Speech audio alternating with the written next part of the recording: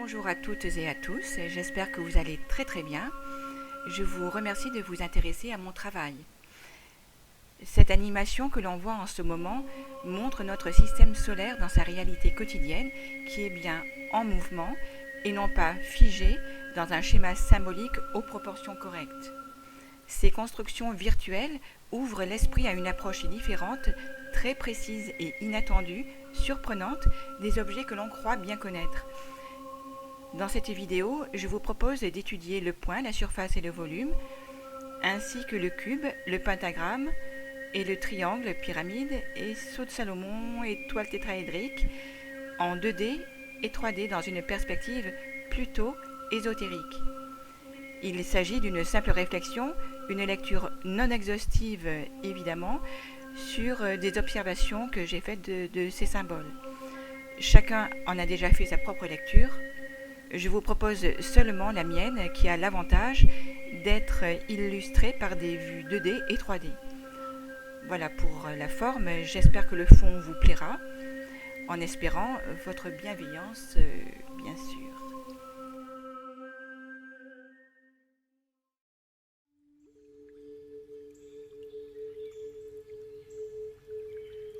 Alors tout d'abord, je vais vous montrer la représentation géométrique du point, de la surface et du volume en mêlant des axes X, Y et Z.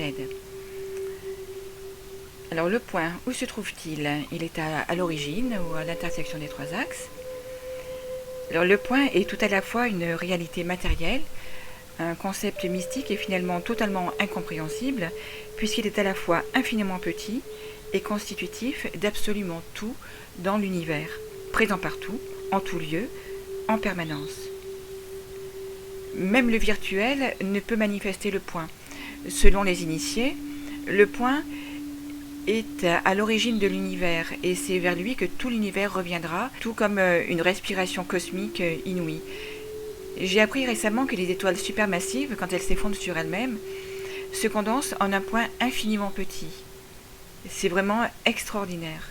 Le point est à la fois concret et analogiquement symbole du divin, du Père céleste, de par son omniprésence en tout lieu, en tout temps, ce qui lui donne un accès direct à toute la connaissance de l'univers en permanence. L'omniprésence lui confère ainsi l'omniscience, le pouvoir découlant de la connaissance, l'omniscience lui confère l'omnipotence. Le point est unique et multiple à la fois.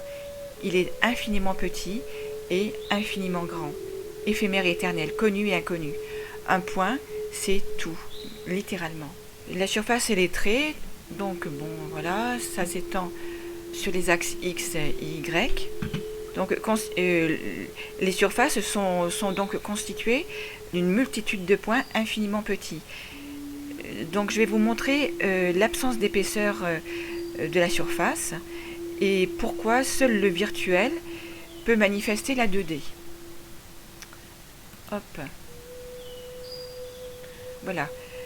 Donc, en vue de face, on dirait un poster normal sur papier glacé, et vu de dos, on s'aperçoit que tous les caractères sont à l'envers.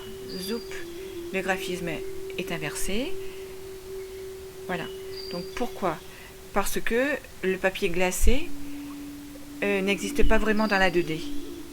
Le papier est un objet 3D dans la réalité concrète. C'est un objet 3D et donc pas 2D. C'est une illusion de 2D.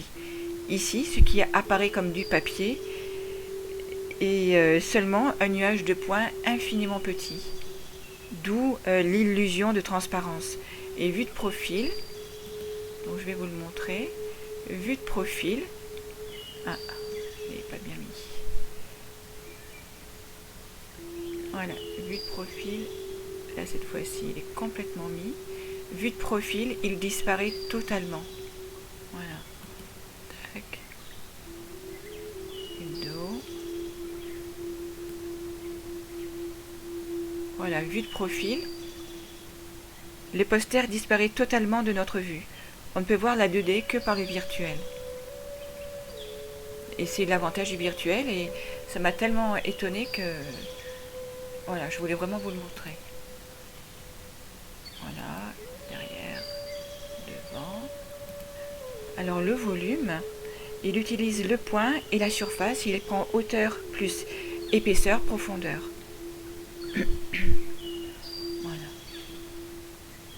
La hauteur est symboliquement un aspect de la spiritualité, une élévation vers le divin, la lumière, le Père céleste, et l'épaisseur, la profondeur, un aspect de la mère divine, un aspect de la matière. La hauteur ne peut exister, prendre forme sans la profondeur et l'épaisseur, et inversement. Voilà, oui, donc vous voyez que c'est pas de la 2D. Le temps. La vie sur Terre est rendue possible par l'incarnation et est constituée par l'espace et le temps que nous percevons facilement. C'est la 4e dimension. Dans l'arbre séphirotique, le temps est lié à Bina. Le temps, Bina, comprime, enserre comme à l'intérieur d'une sphère l'espace Dogma qui, lui, veut se dilater sans cesse. Ce mouvement de dilatation et de contraction crée des courants favorables à la conscience pour lui permettre d'évoluer, essayer de nouvelles solutions et briser les formes anciennes. L'espace-temps prend naissance à ce niveau de l'arbre séphirotique et ce schéma est reproduit sous d'innombrables formes, comme par exemple, pour des exemples évidents, les cellules, les œufs et l'univers que l'on nomme aussi l'œuf cosmique dans certaines traditions.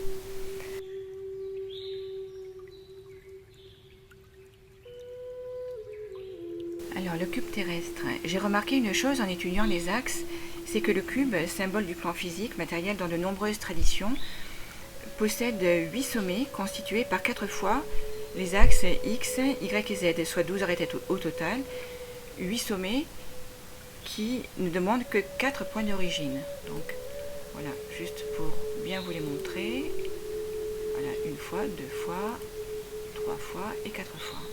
Donc ça m'a interpellé. Il y a 2 points d'origine en bas, diamétralement opposés, pareil en haut. Bon. Alors je n'ai pas encore trouvé d'analogie solide, mais c'est intéressant à creuser, spécialement quand on considère que Pharaon est représenté assis sur un cube. Autrement dit, le pentagramme, l'être parfait, est assis sur un cube quand il gouverne.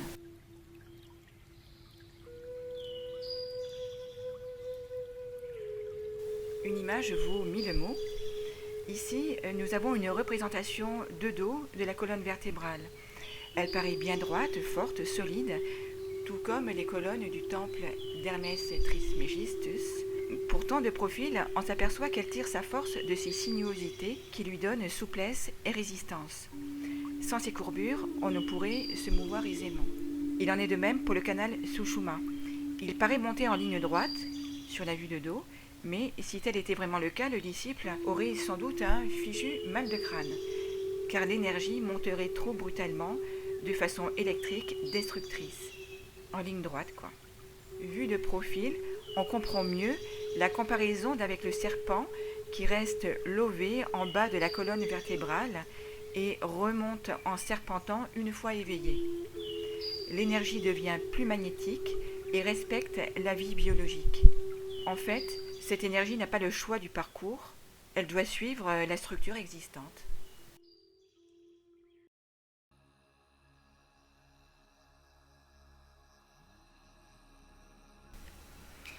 Le pentagramme, je n'ai pas résisté à le construire en 3D pour voir. Et donc au centre, donc là voilà en 3D, au centre plutôt que de construire un pentagramme inversé, j'ai vu que 5 triangles isocèles peuvent se positionner.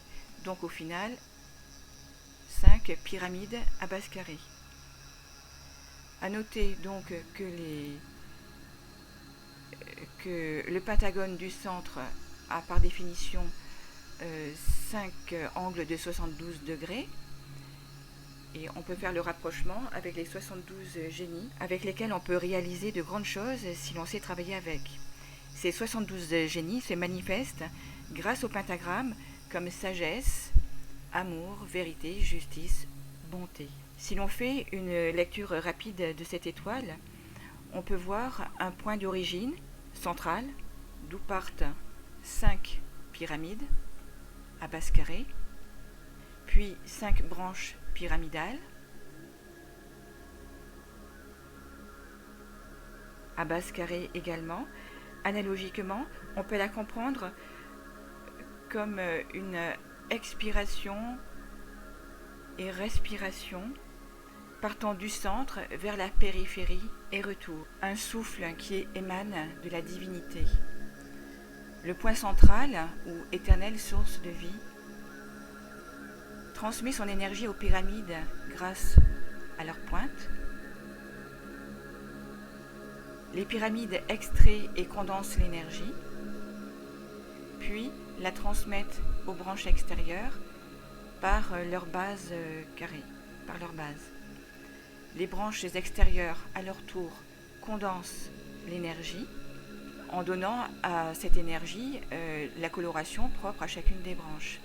Puis la projette cette énergie dans le monde extérieur pour transmettre une plus haute conscience de l'univers.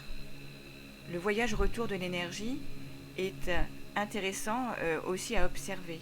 Elle pénètre dans l'espace situé entre les branches, puis comme entre les doigts d'une main par exemple, qui est aussi analogiquement, la main est analogiquement un pentagramme également, et circule le long des parois, donc cette énergie pénètre, puis circule le long des parois pour retourner à l'origine, à la source de la vie, dans un cycle d'éternelle transmutation, d'éternelle permanence. Les expériences sont assimilées par l'origine, l'énergie réintègre sa virginité. J'observe également que les puissantes énergies sont diffusées par chacune des 5 branches par un point minuscule, le point minuscule de leur extrémité. En acupuncture, il suffit de toucher, d'activer un point pour déclencher toutes sortes de processus physiologiques et psychologiques. Donc voilà, c'est intéressant de noter que la puissance n'est pas relative à la taille du canal par lequel elle s'exprime. Également, et pour continuer un petit peu l'analogie avec la main, donc si les branches sont les doigts de la main, le centre c'est la paume. Une main émet de l'énergie non seulement par ses doigts, mais également par sa paume. Et donc l'énergie est émissive du côté de la paume, et du côté du dos de la main, la polarité est réceptive. Donc c'est réceptif sur le dos de la main et c'est émissif côté paume de la main.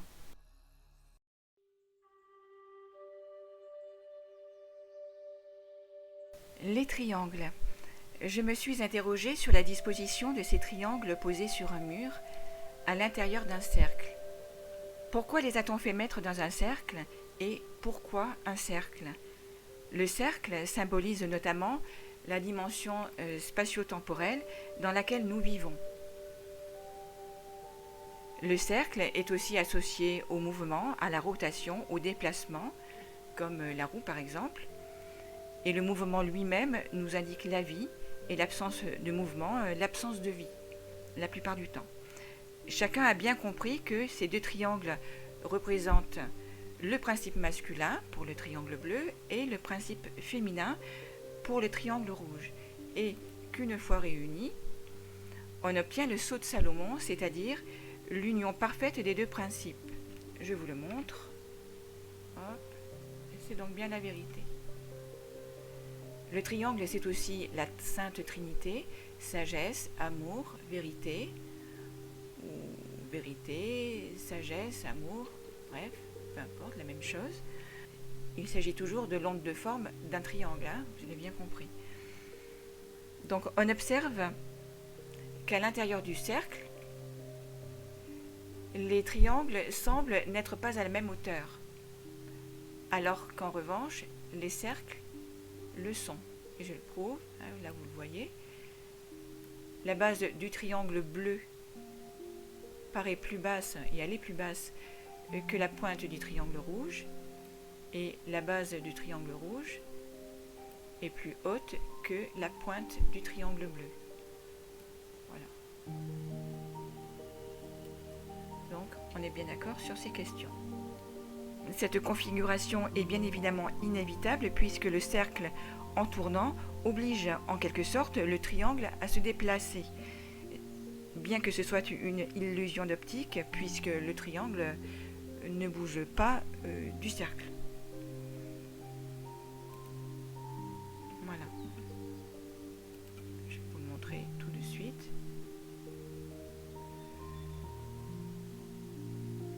Voilà. Tournant. Voilà. Évidemment, là, ça se retrouve à la même hauteur. Voilà. Toc, toc, toc, toc, toc, toc, toc. Et voilà. Dans la dynamique d'un mouvement circulaire sur lui-même, le triangle change de position et en changeant de position, son énergie change également. Quand sa pointe est tournée vers le bas, son énergie devient bleue. C'est-à-dire qu'il capte l'énergie céleste pour la diriger vers le monde matériel. Voilà, avec la pyramide, c'est plus évident. Hein? Un triangle en 3D, évidemment, c'est une pyramide. Hein? Donc, quand sa pointe est tournée vers le bas, son énergie devient bleue, c'est-à-dire qu'il capte l'énergie céleste pour la diriger vers le monde matériel. Et quand sa pointe est dirigée vers le haut, il capte les énergies denses, matérielles, physiques, les énergies de la Terre, hein, par sa base,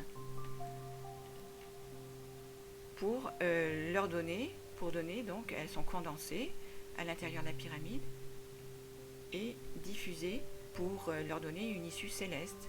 Hein. Voilà.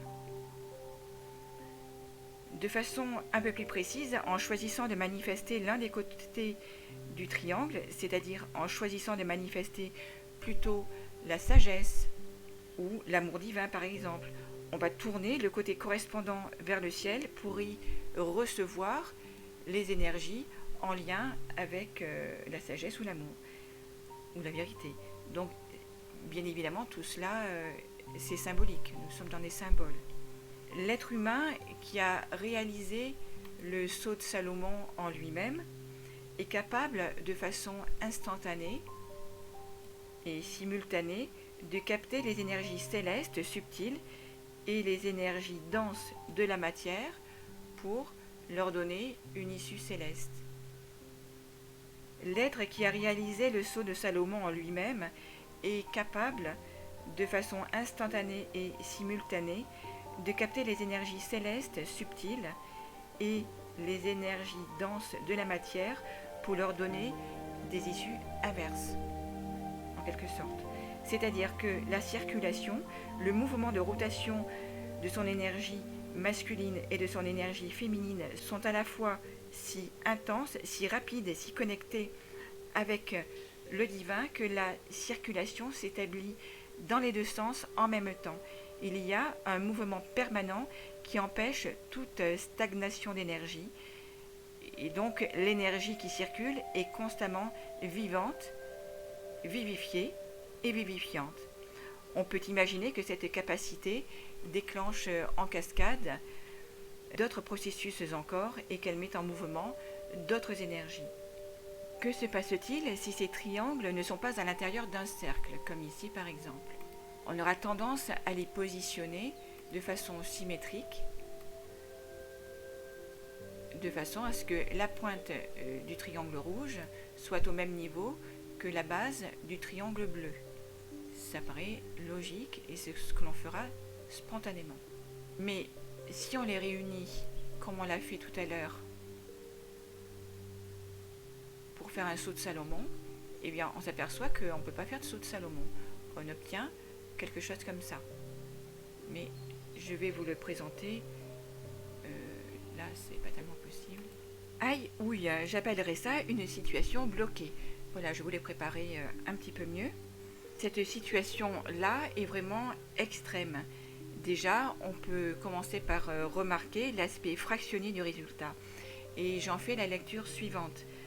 Donc, le principe masculin représente notamment l'esprit, la force, autorité, lumière, sagesse, la vie sociale à l'extérieur de la maison, chaleur, mouvement, dynamisme, l'intellect, la recherche. Et ici, nous voyons une pointe du triangle bleu bloquée à l'intérieur du triangle rouge et au niveau de la base du triangle rouge. Il y a donc 2 pointes sur 3 qui peuvent se manifester, ce qui suppose un déséquilibre de l'expression du principe masculin. Le principe féminin représente notamment l'âme et son expression, douceur, amour, tendresse, la vie sociale à l'intérieur de la maison, le froid, l'immobilité ou la stabilité, le cœur, la sensualité, le plan matériel. Ici, nous voyons une pointe du triangle rouge qui est bloquée à l'intérieur et au niveau de la base du triangle bleu. Là aussi, 2 pointes sur 3 peuvent se manifester, ce qui suppose également un déséquilibre de l'expression du principe féminin. On peut remarquer donc l'aspect de blocage et d'enfermement de ces énergies qui ne circulent plus puisqu'elles ne trouvent pas d'issue. Les énergies masculines et féminines sans issue se mélangent sans harmonie, sans cohésion. Elles s'accumulent exagérément, stagnent, fermentent, se putréfient. Cela devient une sorte de soupe énergétique potentiellement dangereuse, morbide, mortifère. Bien évidemment, entre cette configuration extrême et le sceau de Salomon, il y a évidemment de nombreux degrés. Quels sont les résultats de cette configuration donc dans la vie quotidienne, par exemple, au niveau individuel, dans la vie d'un couple, d'une entreprise ou d'un pays? Au niveau individuel, l'expression de l'âme, soit la tendresse, se limitera à lui-même ou s'étendra au maximum à son foyer, sa famille, soit en gros tout ce qui le concerne directement. Mais les relations seront perçues comme étouffantes. Il ne bougera guère, ses études ne concerneront que la recherche de sa propre survie physique, c'est-à-dire sa profession, puis il s'arrêtera d'étudier. La vie sociale sera limitée à quelques amis et l'exercice d'une profession. La recherche de plaisir de l'âme s'éparpillera dans quelques directions du plan physique, l'esthétique, la nourriture, sexe, drogue, violence, plus ou moins gloutonnement suivant la quantité d'énergie physique de l'individu et le degré évidemment de son déséquilibre. Au niveau du couple, le mari pourra éventuellement exercer sa force et son intelligence de façon tyrannique, douce ou violente sur son épouse pour la bloquer socialement, psychologiquement, intellectuellement. De son côté, la femme pourra éventuellement tyranniser et limiter, bloquer son mari socialement, psychologiquement et intellectuellement par des exigences émotionnelles et ou matérielles excessives et multiples. Au niveau d'une entreprise, symboliquement, le ou les dirigeants représentent le principe masculin et les salariés le principe féminin. Une entreprise mal équilibrée au niveau de ces deux forces aura des dirigeants tyranniques au niveau intellectuel, émotionnel, psychologique sur ses employés et pourront même exercer des violences physiques ou sexuelles. Ça c'est déjà vu. Les possibilités de progrès social dans l'entreprise seront très limitées, voire impossibles pour les employés qui n'auront d'autre choix que de la quitter s'ils veulent progresser professionnellement et humainement. L'ambiance générale de l'entreprise sera maussade, ennuyeuse, triste. Au niveau d'un pays, symboliquement, les dirigeants d'un pays représentent le principe masculin, la force, l'autorité, la sagesse, l'intelligence, l'unité, et le peuple représente le principe féminin, l'amour, l'enthousiasme, le nombre, la diversité. Mal équilibré au niveau des forces masculines et féminines, un pays pourra manifester un bellicisme plus ou moins accentué et actif, suivant sa puissance militaire envers des pays voisins par exemple, ou contre son propre peuple, en le tyrannisant, le limitant socialement et intellectuellement, en limitant les déplacements à l'étranger, et bien d'autres moyens de répression et de soumission des peuples qui sont bien connus depuis longtemps. Voilà, donc on imagine facilement les bienfaits et les progrès qui peuvent être accomplis quand ces deux forces sont correctement équilibrées et actives, et les conséquences positives qui en découlent en cascade. Alors, Voilà, l'étoile tétraédrique. En partant du postulat que le ciel est en haut et la terre en bas, et donc symboliquement toujours le principe masculin est au-dessus du principe féminin, je voulais vous faire remarquer une sorte d'ambivalence que voici. Donc concernant la position des deux pyramides, donc vous le voyez, la pyramide bleue qui symbolise le principe masculin est au-dessus de la pyramide rouge, symbole du principe féminin, mais sa base est située à un niveau plus bas que celui de la pointe de la pyramide rouge. Sa position est tout à la fois au-dessus et plus basse. Il y a donc eu un mouvement du haut vers le bas, c'est-à-dire en quelque sorte la volonté, l'acceptation de diminuer en hauteur, de diminuer symboliquement sa gloire, sa lumière, pour s'exprimer totalement par ses quatre pointes et ainsi produire la vie.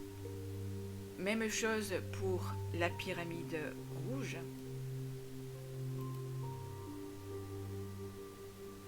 Qui est à la fois en dessous et plus haute.